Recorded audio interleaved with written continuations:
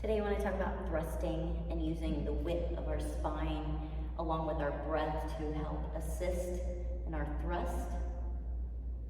A lot of times I notice guys will thrust like this, and kind of there's no movement in the spine here. It's just kind of a back and forth motion. What we want to get is kind of this width in the spine.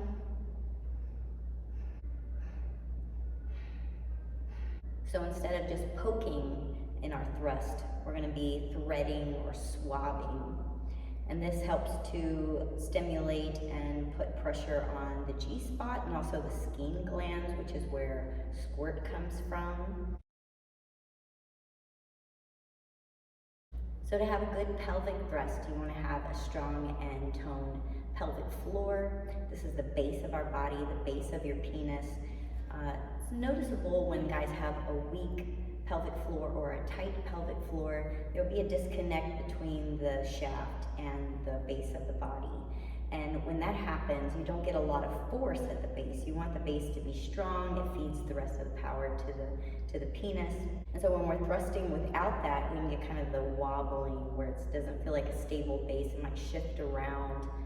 And no matter how large or thick your penis is, if it's not connected to the base, you don't get the same power. I have a very rudimentary way of trying to demo this and give an example of how it's different inside the vagina when we're thrusting with the width rather than this back and forth kind of seesaw motion. I'm going to be using a strap-on to demonstrate this. This is a strap-on I've used before. It had a part that inserted into the vagina, but I can only wear that with pants, so I cut it off because I'm not going to use this anymore. I'd used it before on a sugar daddy who had enjoyed like prostate massage and wanted to try something like this. We tried it a couple of times. It's not part of any normal routine, but it was an experience.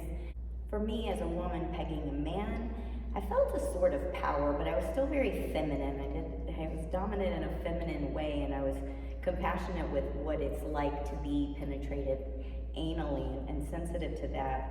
And also the fact that this, is a dildo, just kind of, it was something other than. I've used it once with a girl just to see what it would be like.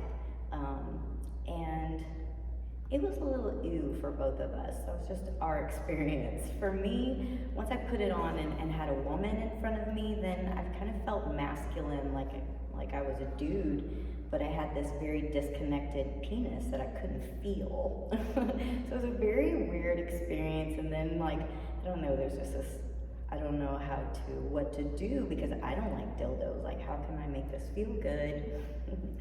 And I think for her, it was the same kind of situation. It was just really awkward.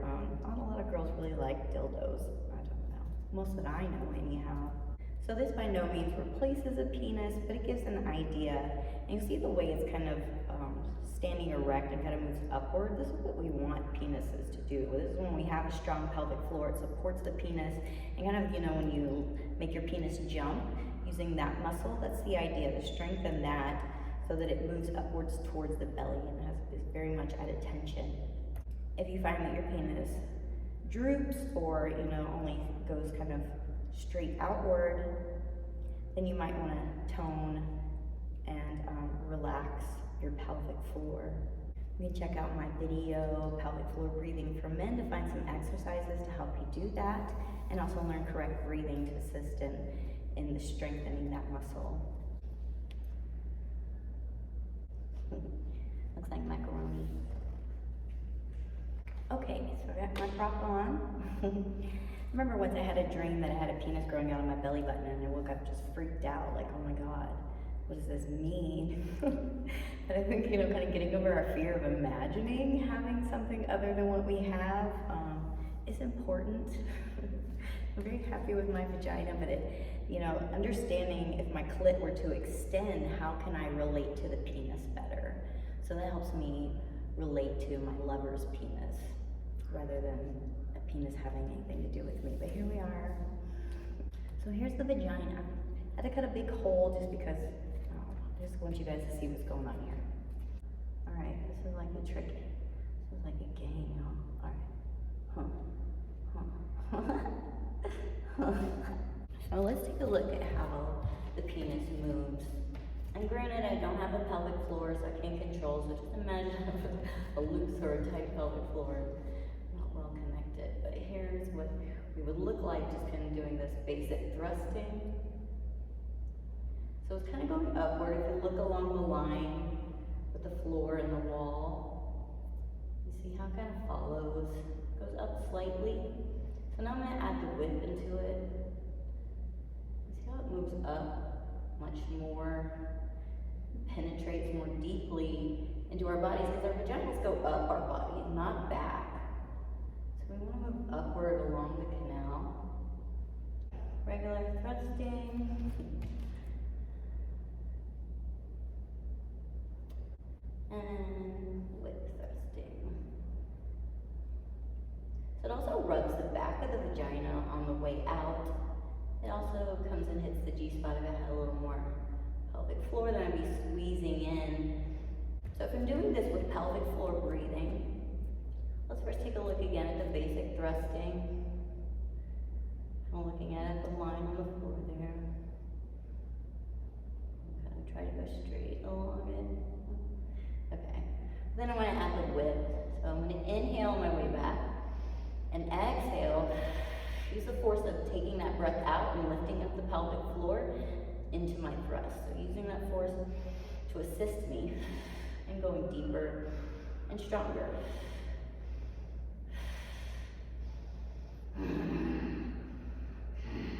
Maybe adding some sound.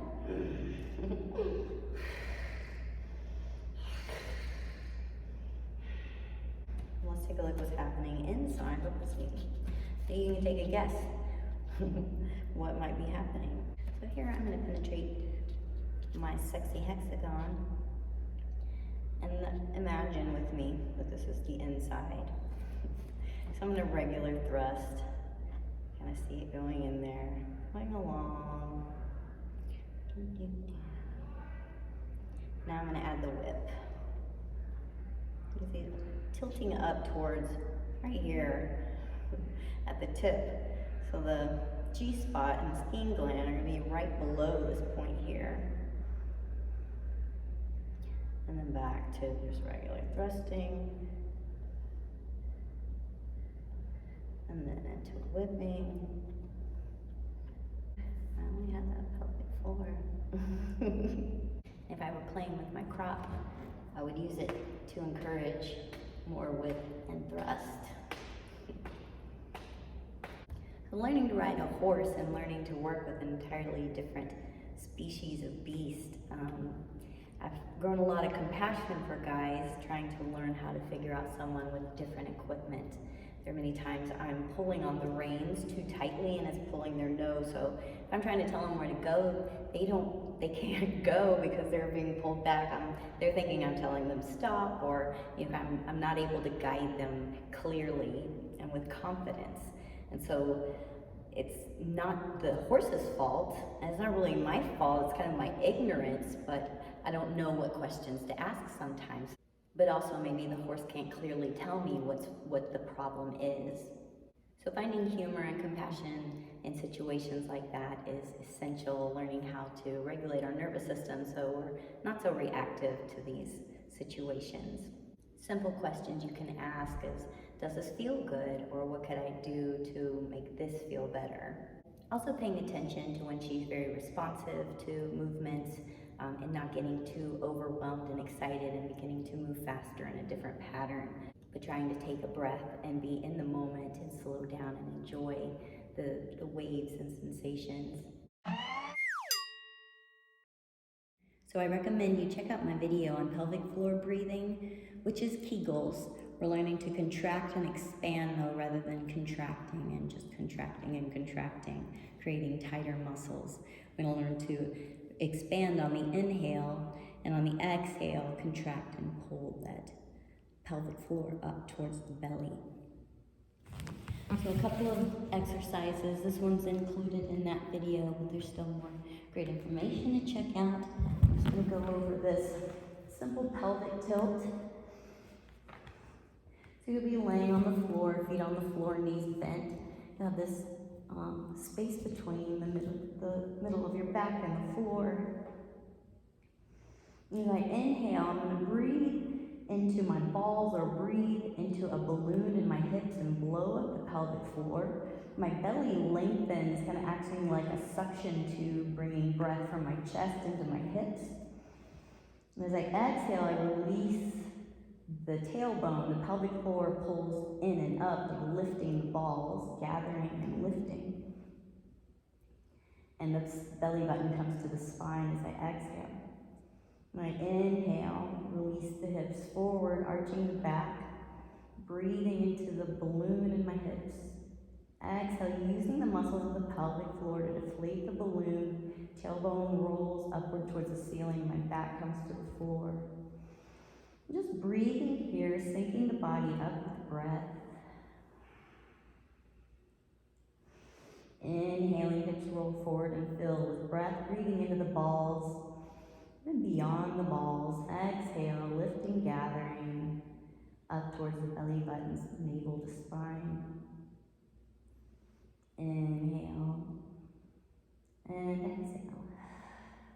So these pelvic tilts also help with massaging the sacrum and that lower back area to give us more range within the hips. As I inhale and fill up that pelvic floor, I really want to push my sacrum and tailbone into the floor, kind of popping my butt into the floor. And then exhale, letting that relax and tucking the tailbone upward, coming in towards my belly, and then releasing it forward as I inhale, exhale, lifting, gathering. Then I can even push into the feet and finish that thrust and build more strength in the core, zipping up through the body as I exhale. Inhale, lengthening, hips float forward, pushing my butt into the floor here. Exhale, tucking all the way before I push into the feet. As soon as the tailbone starts to peel off, then I can lift up. As I exhale, I want to kind of peel it down as if I'm laminating the floor here. And inhale into the hips. And exhale, push into the floor, lift up. Zipping up through the body, lifting and tugging in through the pelvic floor. Another simple exercise that can help you feel into this space. Bring one knee in towards the belly. And you'll inhale while the knee is bent. And exhale, straighten the knee. Pull up on that pelvic floor, zipping up through the front of the body. Inhale, blow up that balloon. Knee comes towards chest. Exhale, straighten, perpendicular to the floor. Inhale, release, breathe into the lowest part of the belly and into the pelvic floor.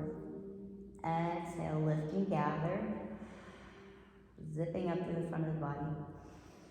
Inhale and exhale. So I'm going back and forth, feeling it on each side of the body. So we'll switch sides and grab that knee. And the whole time I'm keeping my lower back slightly off the floor. It's okay if it comes to the floor, but maybe as you inhale, just noticing the body fill up and let the hips kind of roll forward. Exhale. And inhaling, knee to chest. Exhaling, zipping up through the spine, lifting and gathering that pelvic floor. Inhaling into the balls, into that balloon in the hips. Exhale, lifting the balls, deflating that balloon with the pelvic floor muscles. Let yourself release with sound or breathing out through the mouth. You want to breathe in through the nose.